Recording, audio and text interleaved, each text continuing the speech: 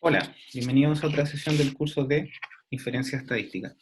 En esta clase vamos a revisar el método de máxima verosimilitud, que es un método para encontrar estimadores de un parámetro asociado a un modelo. Entonces, a ver, recordemos que la verosimilitud dada por una muestra era, en el caso continuo, era el producto, perdón, era la función de densidad asociada a la muestra, y que en el caso que la muestra fuera aleatoria y simple, lo que ocurre es que esto vendría siendo simplemente la multiplicación de las densidades. Esto es en el caso continuo. En el caso discreto, esto corresponde a la probabilidad conjunta de la muestra, y si estoy en el caso de una muestra aleatoria simple, corresponde simplemente al producto y su n. ¿Ya? Así que esta función de densidad, esta función de máxima, esta función de verosimilitud, lo que entrega en cierto sentido es la probabilidad, eh, suponiendo que yo tengo una muestra que proviene de una familia con un parámetro θ. Acá se ve claramente en el caso discreto que habla de la probabilidad, pero en el caso continuo la interpretación es más o menos la misma. Entonces, la idea del método de máxima verosimilitud es entender que esta verosimilitud es proporcional a la probabilidad, y por lo tanto me gustaría escoger el parámetro θ que hace que sea más probable, digamos, que sea el parámetro θ. Por lo tanto, el método de máxima verosimilitud lo que plantea es buscar justamente el estimador que haga que esta verosimilitud sea máxima, ¿ya?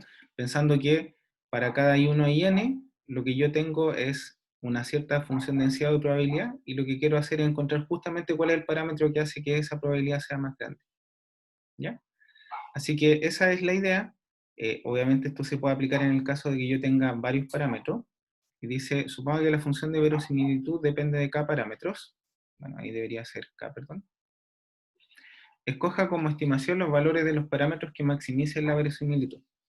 Por lo tanto, nosotros estamos diciendo que el estimador tiene que ser un estimador que sea solución del siguiente problema. Maximizar, o si quieren, perdón, los parámetros θ1 hasta θn, o quizás pensando que esto es vectorial.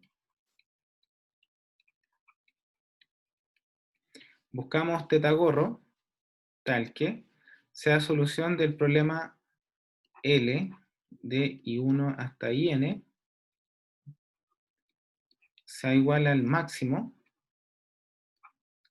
de L de I sub 1 hasta I sub n, dado θ, donde θ se mueve en un subconjunto donde parámetros, donde vive el parámetro, los parámetros posibles, ¿ya? Que vamos a llamar θ mayúscula.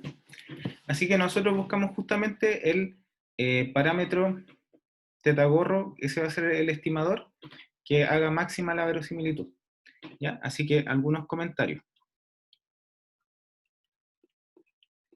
Primero, estamos trabajando con un problema de optimización. Por lo tanto, los problemas de optimización en general pueden tener varias soluciones o incluso no tener solución.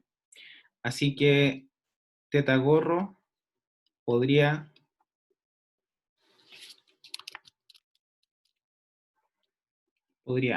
no ser único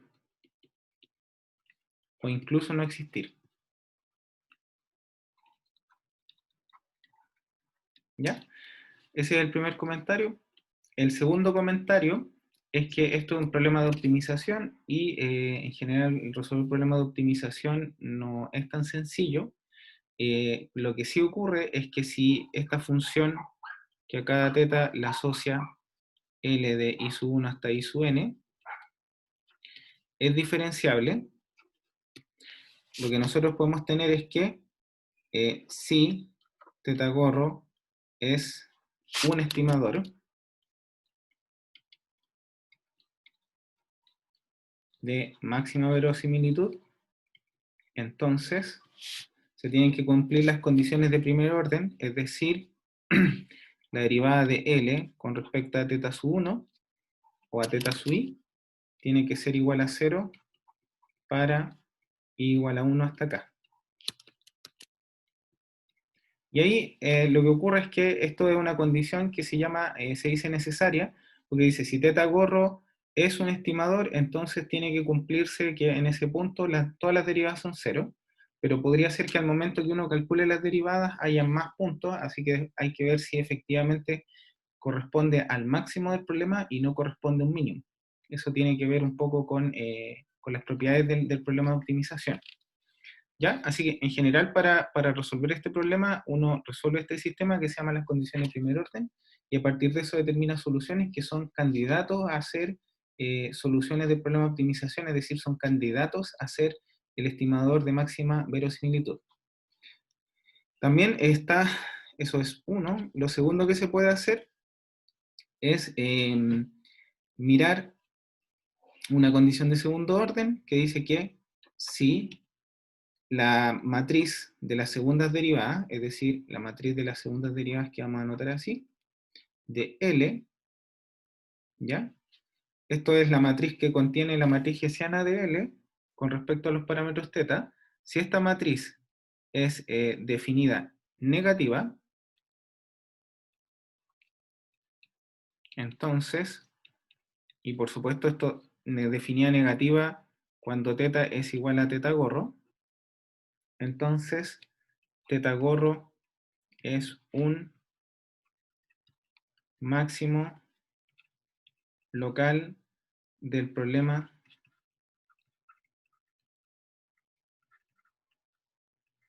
P, que es este problema que está acá.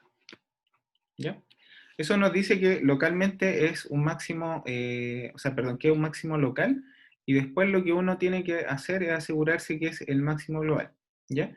Ahora, en la mayoría de los problemas, una propiedad deseable es que la función de máxima verosimilitud sea cóncava, porque en ese caso, con los problemas, cuando uno resuelve la condición de primer orden, efectivamente en ese caso esos son los máximos globales, que es justamente el estimador que uno necesita. Pero de todas maneras, hacer este análisis para la mayoría de los casos es suficiente. ¿Ya? En casos más raros hay que resolver el problema de optimización y podría ocurrir que no existiera un estimador de máxima verosimilitud o no fuera único. Pero en el caso que la función de máxima verosimilitud fuera convexa, en ese caso sí lo que uno tiene es que hay, aunque podrían haber varios. Pero si se cumple, por ejemplo, esta segunda condición, en ese caso sí debería ser único. Ya, así que bueno, vamos a ver cómo funciona este método. Y antes de seguir, quería hacer un comentario, que es el siguiente. En general nosotros estamos tratando de encontrar un estimador θ gorro, tal que L de I1 hasta I sub n, dado θ gorro, sea igual al máximo de θ perteneciente a una familia de parámetros de L de I sub 1 hasta I sub n, dado θ. ¿Ya? Ya, en general, dado que las funciones de densidad o las distribuciones, por lo general son funciones que dependen de una potencia o tienen exponenciales, lo que nosotros notamos es que, recordando que la función logaritmo es estrictamente creciente, lo que ocurre es que si yo, por lo tanto, tengo un problema de optimización y le aplico la función logaritmo, lo que estoy haciendo es simplemente mantengo el problema de optimización, así que resolver este problema P es equivalente a resolver el problema logaritmo de L de I1 hasta I sub n dado θ gorro es igual a el máximo de logaritmo. Es decir, lo que uno puede hacer es maximizar el logaritmo de la función de verosimilitud y los puntos que uno encuentra son los mismos porque la función logaritmo es creciente. Así que en general lo que uno hace es, le aplica el logaritmo a la función de verosimilitud y ese es el problema que resuelve. Debido a que, por lo general, eso hace que calcular las condiciones de primer orden sea mucho más sencillo. Así que ese es un poco lo que vamos a hacer. Ya. Primer ejemplo, dice, un experimento binomial consiste en n ensayos de Bernoulli de parámetro P. Encuentre el estimador de máxima verosimilitud, perdón, para P. Entonces, bueno, vamos a escribir la verosimilitud. Como son puros ensayos de Bernoulli de parámetro P, y es una muestra independiente, vamos a suponer que una muestra independiente, en este caso la función de verosimilitud es simplemente el producto de la función de distribución de cada uno, es decir, P de X de I1 por 1 menos P por I1, todo eso multiplicado hasta P de I sub n por 1 menos P de I sub n, y eso corresponde a P de la sumatoria de los I sub I por 1 menos P eh, por 1 menos P por la suma de los I sub I que aparecen ahí. ¿Ya? Ya, aplico el logaritmo. Bueno, lo que noto es que la función que aparece es diferenciable, así que al aplicar logaritmo, ¿qué es lo que me va a quedar?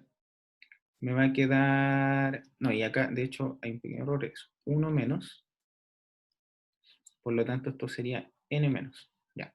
Entonces esto sería la sumatoria de lo I sub I por logaritmo de P, aplicando el logaritmo, más n menos la sumatoria de los I sub I por logaritmo de 1 menos P, ¿ya? Ahora derivo la función con respecto a P, y por lo tanto esto queda sumatoria de I sub I dividido en P, menos n menos la sumatoria de los I sub I dividido en 1 menos P. ¿Ya? Bueno, y si yo miro esta función, bueno, esta condición vamos a pedir que sea igual a 0,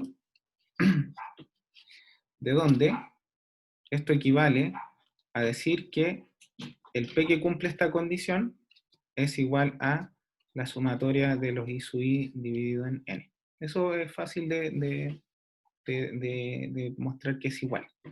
Así que esto muestra que P gorro es igual sumatoria de los I sub I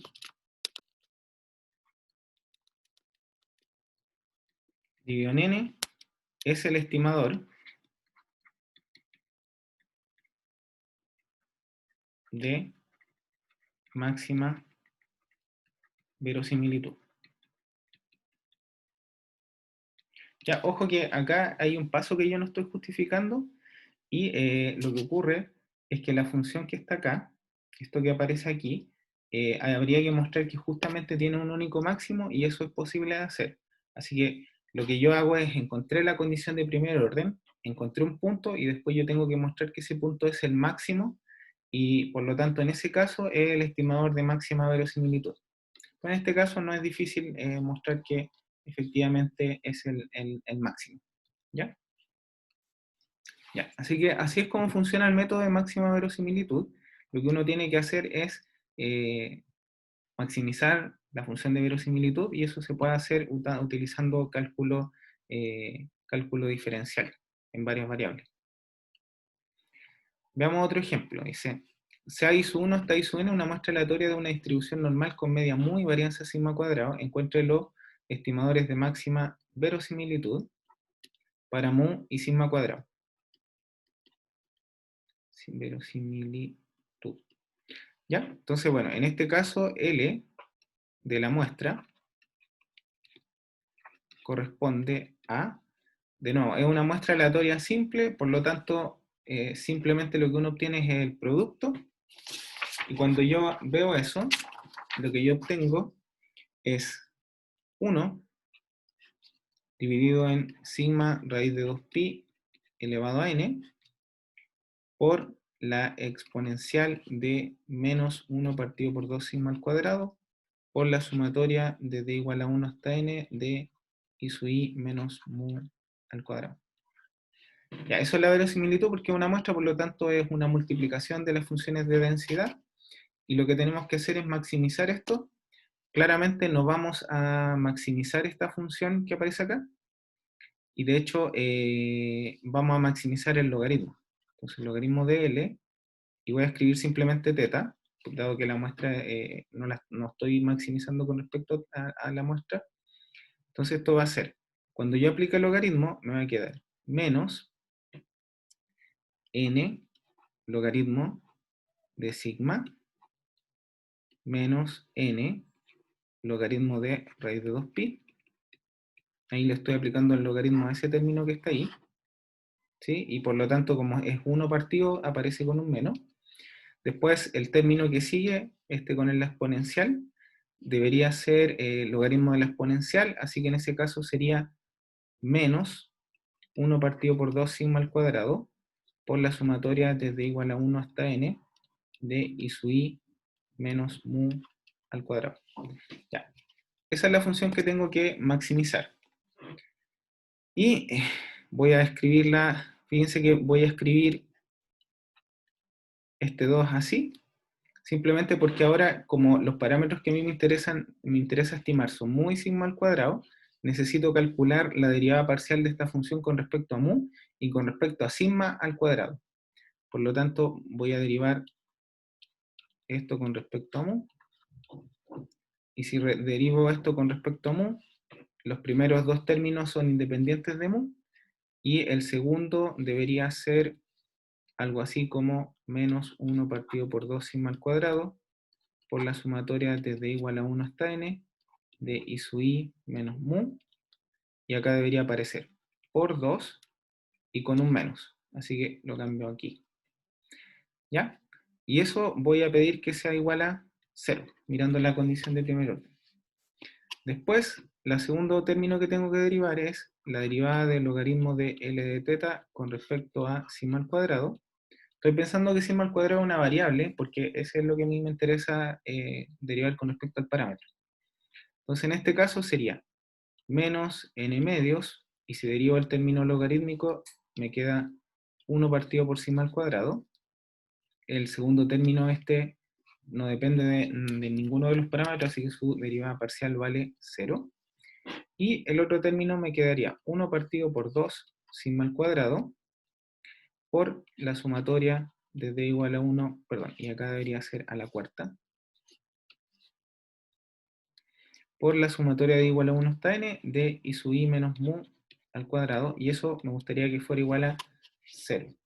Entonces en el primer caso, perdón, en la primera ecuación, lo que debería quedar es simplemente, de hecho, si yo reviso, eso es la condición sumatoria de igual a 1 hasta n de i sub i menos mu igual a 0, de donde aparece que mu tiene que ser igual a 1 partido por n por la sumatoria desde igual a 1 hasta n de los i sub i.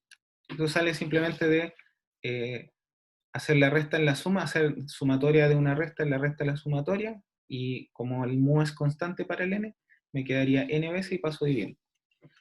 En el segundo término, lo que debería ocurrir es que yo debería obtener algo así como n tiene que ser igual a 1 partido por sigma cuadrado por la sumatoria de i sub i menos mu al cuadrado desde igual a 1 hasta n.